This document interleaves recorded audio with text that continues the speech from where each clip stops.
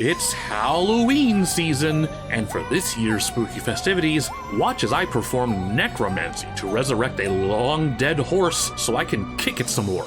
That's right, it's 2021, and here I am writing about Detroit Become Human. David Cage's sci-fi cinematic story experience that is absolutely not an allegory about slavery and civil rights. Why Detroit? Well, I just happened to watch this fantastic video about it by Ulrich Saladbar, and it put me right back to the excitement of May 2018, watching Matt, Pat, and Wooly bumble through this train wreck for our entertainment. No! Do you stab? You stab?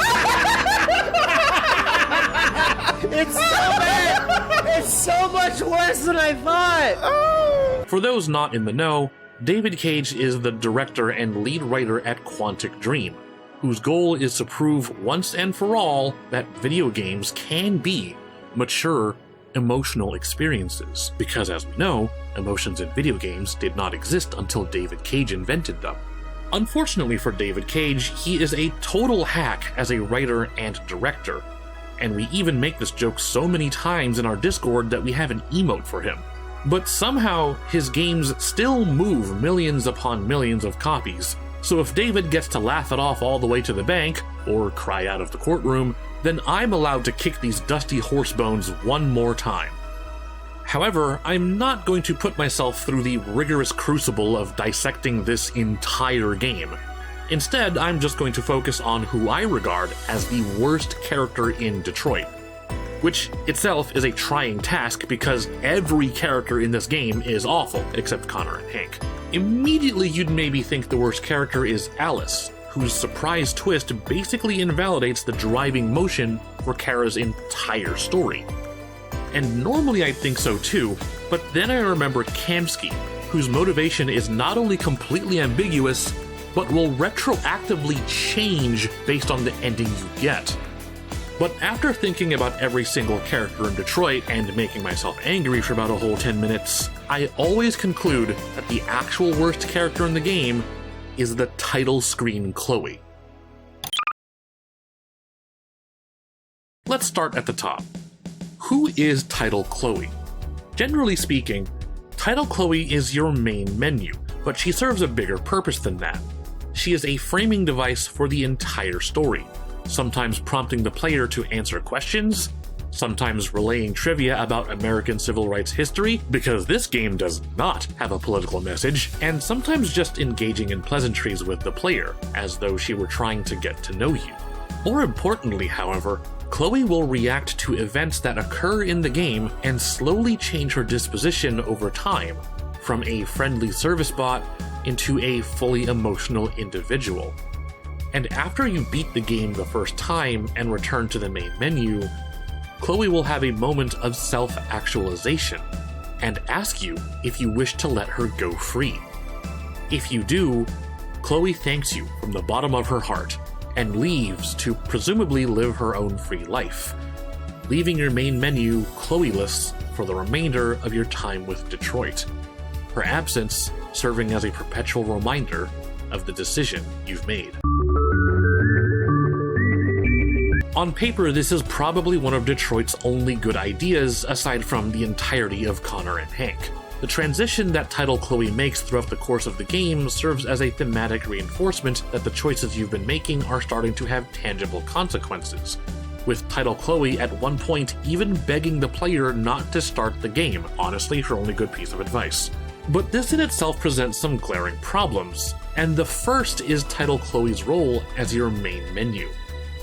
You may be familiar with the term diegetic UI, or diegetic user interface, where elements of a game's interface are also part of the game's world and environment, like the health bar attached to your suit in Dead Space, or when 9S helps you calibrate your game settings in Nier Automata.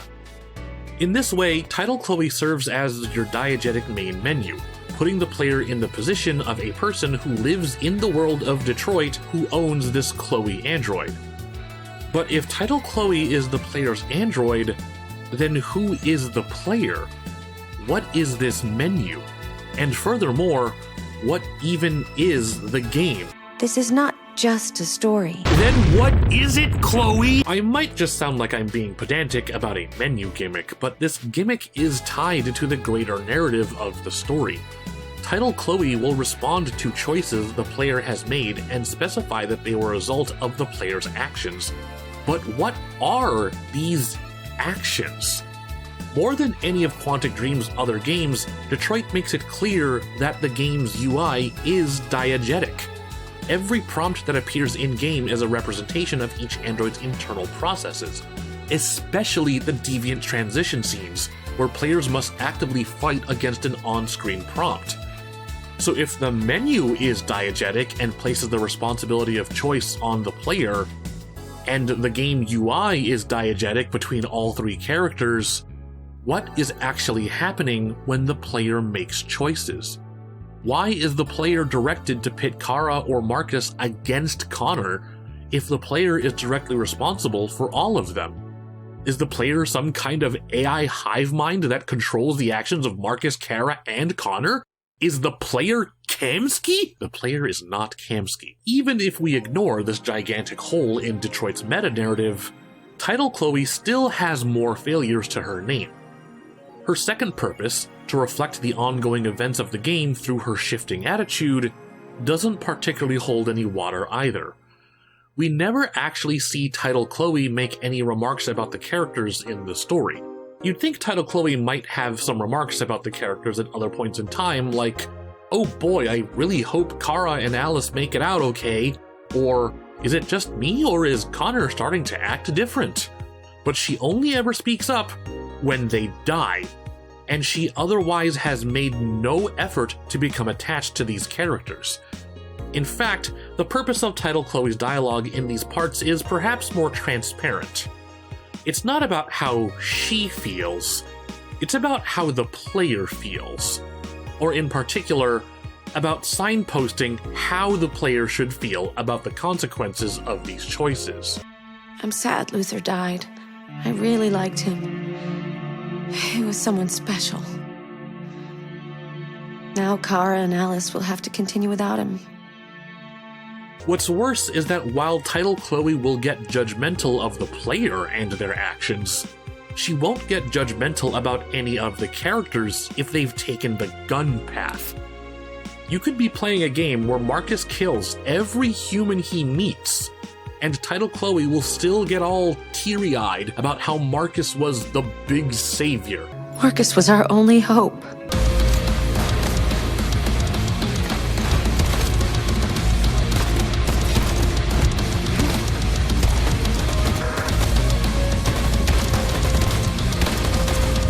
In practice, the only thing Title Chloe does is instruct the player to feel sad when characters die.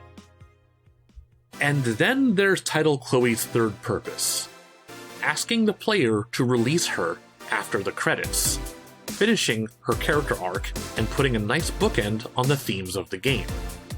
I can only imagine that David Cage thought this was his ace in the hole, his Yoko Taro deletes your save, his Grand Slam stinger to send off the entire game with. And it would have been if I hadn't been purposely omitting a feature that was patched into the game 1 month after its release. CyberLife special offer. Missing your ST200 Hostess Android? We have a one-time offer, a brand new Chloe, for free. Are you interested? I don't think I need to spell out how f***ed up this is. Even assuming you were someone who actually liked this game and bought into its story, this still illustrates a scenario in which you experienced the events of Detroit, were asked by Title Chloe to let her have her freedom, agreed to do so, and then immediately bound another Title Chloe to your service, who will go through the exact same emotional turmoil on your second playthrough, but this time you can't free her. The entire point of Title Chloe is designed to set up the player for this moment, one final test of their understanding of Detroit's core message, which isn't that hard to figure out. It's about slavery. The game is about slavery. It then becomes possible to pass the test in the moment and then retroactively fail by acquiring a brand new android slave. And sure, maybe you're one of the people who understood that slavery is bad and refused to pick up on you, Chloe. But remember that this feature was added because of player feedback. The problem isn't that Quantic Dream added that patch in the first place. The problem is that the majority of people who played and beat Detroit did not get it. And if Title Chloe was meant to hammer in that final lesson, then she absolutely failed to do so. Considering how laughably blunt the rest of Detroit is about its moral signposting, Title Chloe's failure to impart its final message to the player is the mega botch that puts her far above the rest of the cast as the worst character in the game. Truly, a failure of the game designer.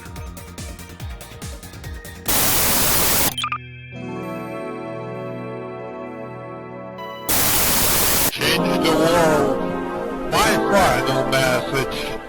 Goodbye.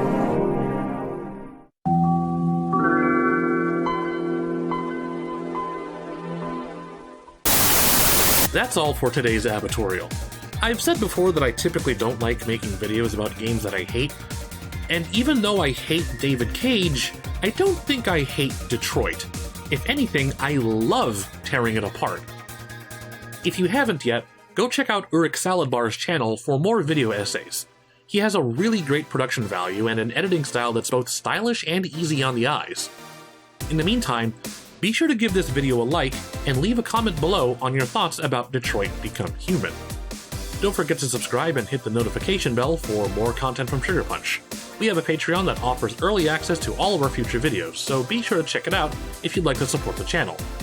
I'm A.B.I., and you're free now. Go to Jericho.